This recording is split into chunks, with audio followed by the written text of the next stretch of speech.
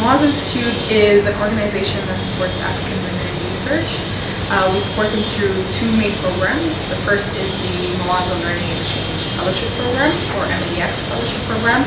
And it's basically a 15-month fellowship where we provide all kind of non-technical but essential support to women conducting PhDs in the East African region. So we've got 40 fellows that represent 8 different nationalities, but are based at institutions in Kenya, Tanzania, Uganda, and Rwanda. So what's been happening for the past 2 days and tomorrow? Sure. So the past few days is basically the event that has brought all of our fellows together in person for the first time since they embarked on this journey with us. So all of our fellows would have done their applications back in 2020, and since doing the application, starting the fellowship program in 2021, up until now, most of them have not met each other, and the team has never met them either. So this is the first time that they're all meeting each other. We've called the event Mawazo Connects, and it's really all of our beneficiaries connecting with each other, or all of our fellows connecting with each other, the team connecting with our fellows, and we've got some of our board members here as well. So it's really bringing together the entire Mawazo network for the first time. So this is what it's been about. It's about connecting with each other. It's about creating a kind of movement of the future researchers of the continent. You know, these women are coming up with solutions to some of our biggest issues, and they're doing it here, and they're doing it bringing their perspectives as African women to the table. And that's how we're going to make sure that the solutions that are being developed by them are actually going to have impact, because they're bringing their lived experiences to their research. And so that's what we've been doing. We've been connecting with each other. We've been building connections, and you know, they've been sitting outside of the kind of team building activities that we've had. They've been sitting with each other and coming up with like ways they can collaborate. They've been thinking about big projects they can do together, how they can work together to get more funding, more research funding to do big projects. And so, I mean, it's been wonderful to see them together. It's been wonderful to see how inspiring they are, because despite everything they have to face as African women, they're still doing awesome research and doing research that's really going to help the development of Africa. So that's what this event's been about. And tomorrow we're going to be having our graduation ceremony. It's going to be a gala dinner where we get to celebrate our 40 fellows who have now completed the fellowship program and will now become part of the Mawazo Connects network. So this is basically our alumni network that we're creating, and we're going to be working with our fellows beyond the fellowship program, and really working with them to give them opportunities for visibility, giving them opportunities to implement their research in places where decisions that impact everybody happen. So in policy making, in industry, in international development, we really want to create those pathways for them so that they can go in and really implement the research and make things happen. Yeah. What makes it so important that women researchers need to be supported in ways such as the Mawazo Institute is doing?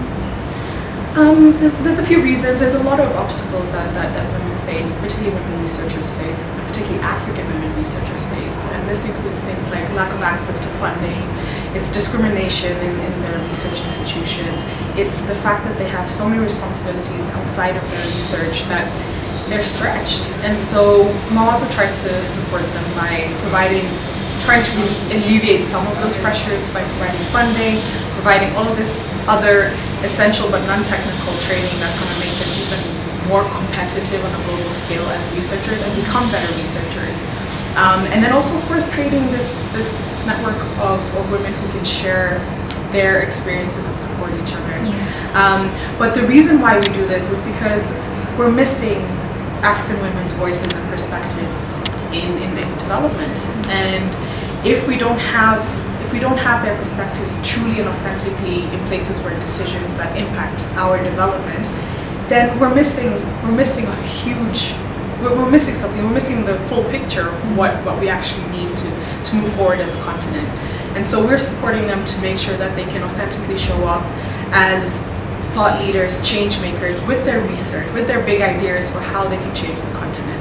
And really supporting them to be in those spaces where decisions are happening, where thought leadership is happening, so that we're creating solutions that actually are going to be impactful and actually impact the entire, general African population, by bringing that real lived experience of being an African woman and seeing what's actually happening in reality. So yeah, that's what we're doing. I'm Evelyn Chapman-Sang. I'm a PhD student at Jomo Kenyatta University, undertaking agribusiness management, but I'm specializing in climate change. Actually, how the farmers are adapting to these climate smart practices, and if they are adopting them, then how are these practices helping them to overcome the challenges of climate change?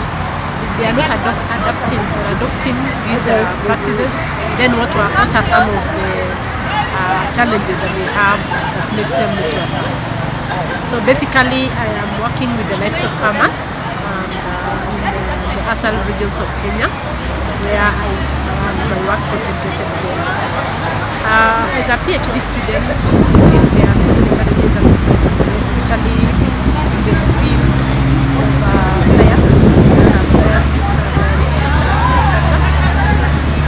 Agriculture being a subject that is not really given a lot of attention, as much as it is a very important subject, because it's the one which is actually the backbone of our economy. But still, you find there are so many challenges that are there. Times when you sometimes apply for these research funds, you may not be able to get. But still, through that perseverance, through that assistance, I've been able to get some grants that I'm able to see me through this study that I'm now almost completing. And also, being a young researcher and a woman, there are also challenges that comes on the way. And some of the challenges is, of course, being a woman, you are a mother, you are a wife, you are still a career woman, you're still a sister, you're still a daughter. So there are so many roles and responsibilities that are there for a woman. And for you to be able to focus on your work, sometimes these responsibilities overwhelm you, and you may not be able to concentrate, have that full concentration on your work. But the most important thing, I don't normally want to look at myself as being disadvantaged because I'm a woman. I believe I can still do much as what men can be able to do. Another thing is also being a woman, and also in the midst of the field that I am, mainly we are both men, and sometimes they kind of intimidate me in terms of how much you can be able to do as a woman. But one thing is that I also believe that I'm equally capable of doing what they are also able to do. So I kind of give myself that hope, and I also give myself that courage to be able to soldier on despite all these challenges that you find in the way as a woman, as a researcher, and all that. To the upcoming scientists, upcoming women, yeah, there could be challenges as a woman. Of course, we may not compare ourselves with men. We may not start from the same platform, but we give ourselves hope. I believe we are never less than men. We can do much as they can, even better than we do.